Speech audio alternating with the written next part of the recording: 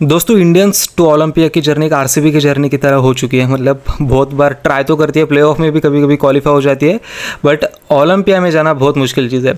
एक funny part नहीं guys, seriously मैं ये भी कहना चाहता हूँ कि आरसीबी जैसे हर साल मेहनत करके ऊपर आती है, वैसे इंडियन बॉडी बिल्डर्स भी ऊपर आ रहे हैं, बट कहीं ना कहीं वो टॉप 5 में टॉप 3 में जाके अटक जाते हैं।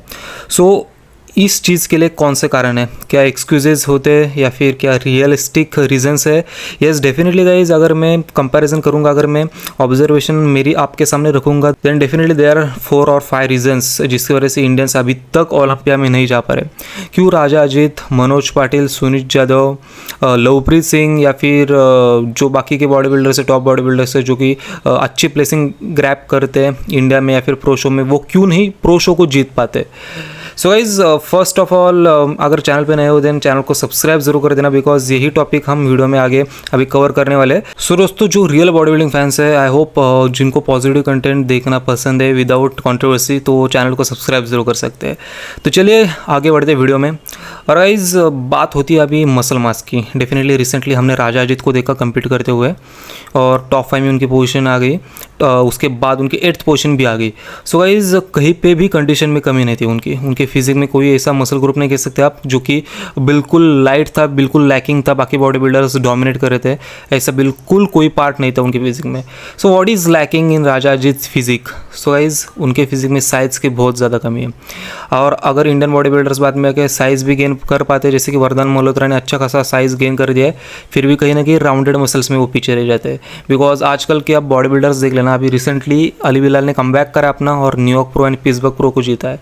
सो उनके अपर बॉडी में आपको कितनी ज़्यादा राउंडनेस दिखेगी इस साल विथ फुलनेस, और जब राउंडनेस फुलनेस एक साथ आ जाती है और कंडीशन भी बंदा आ जाता है, देन वो फिजिक जीतने लायक ही बन जाती है। सो कहीं ना कहीं राजा अजीत को अभी अपने फिजिक पे मसल पुट ऑन करना बाकी है। अभी 81 83 के बीच में वो चल रहे हैं, जैसे वो 87 90 तक खुद को लेके जाएंगे मसल मास के साथ, देन मुझे लगता है राजा अजीत का एक बिगर, बेटर एंड सक्सेसफुल वर्जन हमें देखने मिलेगा। डेफिनेटली बाकी के बॉडी बिल्डर्स भी है, मेंस ओपन के बारे में भी बात करना चाहूँगा। क्लासिक के बारे में अगर बात करूँ, देन अपने इंडिया के बॉडी बिल्डर्स भी उतने ज़्यादा कंडीशन आ रहे हैं, बट स्टिल क्लासिक के फिजिक में सबसे ज़्यादा इंपॉर्टेंट होती है डेफिनेशन। आप साइज़ चाहे कितना भी लाओ, अगर आपके पास अच्छी डेफिनेशन है देन 100% आपको टॉप प्रायोरिटी और टॉप पोजीशन मिलने वाली है। सो गाइज मैं सुनीत यादव के बारे में अगर बात करूँ, देन सुनीत यादव ग्लूट्स और हैमस्ट्रिंग में बहुत पीछे रह जाते हैं फॉरेन बॉडी बिल्डर्स के कंपेयर, और इसीलिए उन्होंने 2-3 प्रो शोज़ खेले इंडिया में और उन्होंने एक भी प्रो शो नहीं जीता। एक बार सेकंड आए थे, दूसरी बार उनकी पोजीशन टॉप 5 के बाहर हो चुकी थी। सो ऐसा क्यों हुआ और ऐसा क्यों होता है और कब तक होगा? तो दोस्तों वीडियो तो आपकी जारी रहने ही वाली है, बट बस आधे मिनट में मैं आप सारे बिगिनर्स को एक वे प्रोटीन देना चाहता हूँ। Yes guys, 22 grams of high quality protein आपको एक स्कूप में मिलेगा ट्रू वे के। एट द सेम टाइम आपको हेल्दी कार्बोहाइड्रेट्स मिलेंगे जो कि आपकी रिकवरी को भी फास्ट कर देंगे, आपके मसल्स ग्लाइकोजन रिजर्व्स भी अच्छे रहेंगे, ओवरऑल आपकी लीन मसल ग्रोथ को वो एक प्रमोट करेगा। स्ट्रेंथ एंड एंड्योरेंस में भी आपको काफ़ी चेंजेस देखने मिलेंगे। एट द सेम टाइम उनकी जो टेस्ट है वो भी डिलीशियस है काफ़ी, मतलब चॉकलेट में आता है, कुकीज़ एंड क्रीम में आता है। सो एज ए बिगिनर ये बहुत ही सस्ता और बहुत ही अच्छा वे प्रोटीन है जो कि आपके डेली प्रोटीन गोल को कंप्लीट कर सकता है। जैसे कि इसकी MRP 1 kg 1625 रुपीज़ है, और उसमें भी आप अगर मेरा कूपन कोड यूज़ करते हो देन आपको और भी ज़्यादा डिस्काउंट मिलने वाला है। मतलब लगभग 1 किलो का वे प्रोटीन जिसमें ये सारी चीज़ें मिल रही है आपको, और वो भी 1500 रुपये के करीब। सो मुझे लगता है as a beginner it's a good choice and good investment also. तो चलिए वीडियो में आगे बढ़ते हैं। सो गाइज जब तक होगा जब एक Indian body builder size, condition, 3D rounded muscles को साथ में लेकर स्टेज पे नहीं चढ़ जाता, और ये मेरा ऑब्जर्वेशन है। डेफिनेटली मेरे अकॉर्डिंग बॉडी बिल्डिंग नहीं चलती, और जो बॉडी बिल्डर्स है उनको खुद को ये चीज़ काफ़ी हद तक ज़्यादा पता है मुझसे, बट मेरा काम है ऑब्जर्व करना और आप लोगों के सामने मेरा ओपिनियन रखना। आई होप कोई इससे ऑफेंड नहीं होगा। सो गाइज ये सारी चीज़ें जो कि मैं नोटिस करो अपने बॉडी बिल्डर्स में लैक कर रही है। डेफिनेटली राजा अजीत का जो इस साल का टूर था, इस साल की जो उनकी प्रेप थी वो उनको बहुत ज़्यादा एक्सपीरियंस दे चुकी होगी, और उनको पता होगा, उनको फीडबैक मिला होगा कि कहाँ पे काम करना है। बिकॉज जहाँ जहाँ राजा अजीत को फीडबैक मिले, राजा अजीत ने उस पर काम करके दिखाया है। वरदान मल्होत्रा को जहाँ भी फीडबैक मिला है, हो सकता है कि इस साल वो क्वालिफाई कर जाए। लवप्रीत की तो फिजिक में मुझे कहीं तक कमी नहीं दिखती, हालांकि साइज़ और चेस्ट में मसल मास और ज़्यादा इंपॉर्टेंट है उनके विनिंग पॉइंट ऑफ व्यू से। सो डेफिनेटली वो चीज़ तो वो करेंगे अपने कोच के साथ मिलकर। पर दोस्तों आप मनोज पाटिल जैसे बॉडी बिल्डर को भी मत भूलना, बिकॉज मनोज पाटिल, सिद्धांत जायसवाल और जुनीत कालीवाला एक ऐसे बॉडी बिल्डर है जिन्होंने पूरे इंडिया को दिखाया कि मेंस फिजिक क्या डिवीजन होती है। मनोज पाटिल की फिजिक देख के बहुत ज़्यादा ऐसे बंदे, बहुत सारे ऐसे बंदे जिन्होंने कि मेंस फिजिक डिवीजन चालू की, बॉडी बिल्डिंग चालू की।